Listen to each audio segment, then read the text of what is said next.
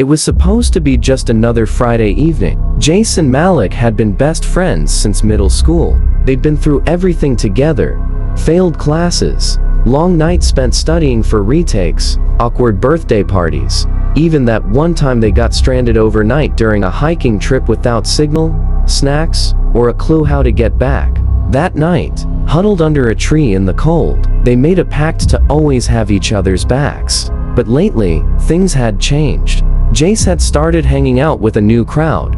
The kind of people Malik didn't trust. Loud, reckless, always doing something impulsive and looking for trouble. Malik didn't like them, and he made that known. The two of them were walking home after eating at their usual spot, a small diner tucked between an old laundromat and a corner store. The streets were quiet, the air cold, with the kind of chill that made you zip your jacket up all the way without thinking. Streetlights hummed above them, flickering slightly as they passed beneath. "You know what your problem is," Malik said suddenly, stopping in the middle of the sidewalk. His voice was calm, but there was heat behind it, a slow burn that had been building up for weeks. "You don't even see how fake those people are. They laugh at you, Jace. You're just their entertainment." Jace stopped too, turning sharply to face him. His face, usually relaxed, was tight with something that looked like offense, but felt like betrayal. "Maybe I'm just tired of hanging around someone who acts like a parent instead of a friend." Malik's eyebrows pulled together. "That's not fair." "Oh," Jace said, his voice rising a little. "What's not fair is how every time I try to live my life, you're there judging me. You think you're better than everyone." "At least I still care," Malik snapped. Jace took a step back, eyes narrowed. "Maybe I don't need you to."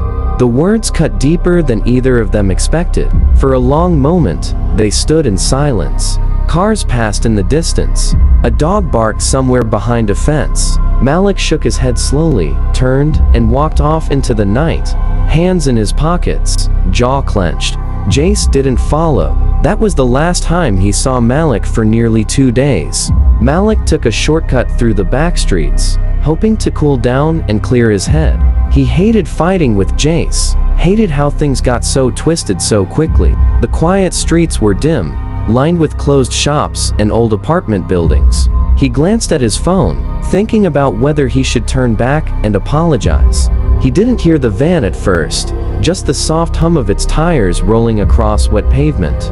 Then, all at once, it was too late. The van pulled up fast, a black blur on the edge of his vision. The side door slid open with a metallic rattle. 2 men jumped out, their faces obscured by masks and hoodies. Malik didn't even have time to shout. One grabbed him from behind, the other shoved him inside. The van door slammed shut, and in seconds, it was gone. The street returned to silence as if nothing had happened. The next morning, Jace lay in bed staring at his phone, refreshing their last conversation. Still no texts. Still no missed calls. He convinced himself Malik was just mad, that he needed space. By afternoon, he started to feel the gnawing ache of worry in his chest. He called again, then again, straight to voicemail. When Malik's mom picked up and said she hadn't seen him since last night either, the worry turned to panic. Jace's voice cracked as he tried to explain everything to her. How they'd argued, how he thought he was just giving him time to cool off. He promised her he'd do something, anything. They went to the police, but without any evidence of foul play, there wasn't much they could do. "He's probably just laying low," one officer said with a shrug. "They usually turn up." But Jace knew Malik. He wouldn't disappear like this. Not without telling someone. Not even after a fight. So he turned to the only people he had left. The people Malik didn't trust. Dre, Rico, and Tony. The so-called reckless crew. They were in Dre's garage when Jace showed up. He didn't even knock. Just walked in soaked from the rain.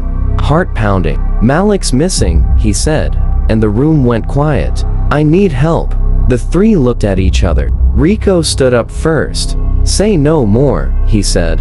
"We got you." Despite what everyone said about them, they were far more resourceful than anyone gave them credit for. Dre set up his laptop immediately, pulling traffic footage from nearby intersections. Rico started calling around to people he knew who hung out late near the diner. Tony marked spots on a map, checking for abandoned buildings or quiet places where someone might hide. Hours passed. Then a break. A grainy still from a security cam showed a black van pulling away from the same street Malik walked down. The time stamp matched. The direction pointed toward the industrial side of town, past the train yard. Jace leaned in. "That's it," he whispered. "That's the van." They tracked it to an old storage building near the edge of town, a place no one had used in years. Without hesitation, they loaded into Dre's car and headed out. Rain pattered on the windshield as they parked nearby. The building was massive and quiet, outlined in rust and shadows. They moved silently, using flashlights covered with cloth to keep the beams dim. Rico stayed near the door, watching the outside. Tony followed close behind Jace and Dre as they moved deeper inside. It was cold. The air smelled like mildew and dust. Their footsteps echoed faintly against the concrete floors.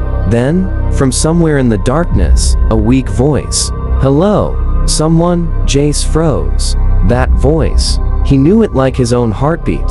"Malik?" he whispered, his voice breaking. "Malik." They followed the sound, heartbeats racing. At the far end of the building, in a room filled with broken crates and shattered glass, they found him. Malik sat tied to a chair, bruised, one eye swollen, but he was alive. Jace rushed forward, falling to his knees as he undid the ropes with shaking hands. "I got you," he said, voice thick. "I got you, bro. You're okay." Malik looked up, barely able to smile. "You actually came." Jace nodded, his throat tight. "Of course, I did." Dre called the police while the others helped get Malik out. Minutes later, sirens filled the night. Officers stormed the building, and paramedics loaded Malik onto a stretcher. Later that night, in the hospital lobby, Jace sat beside Dre, Tony, and Rico. All of them looked exhausted. Their clothes were damp, their shoes muddy, but none of them left. Malik came out with a blanket around his shoulders, walking slowly. He looked at all of them, eyes lingering on each face. "I was wrong," he said softly. "About you guys. About everything." Rico smirked and crossed his arms. "Told you. Just cause we're loud doesn't mean we don't care." "Yeah," Tony added. "We're not great at school, but we know how to show up." Malik looked at Jace, his voice quieter. "Thank you. I mean it." Jace just smiled. "We're not perfect," he said, "but we don't leave people behind." And this time, nobody walked away.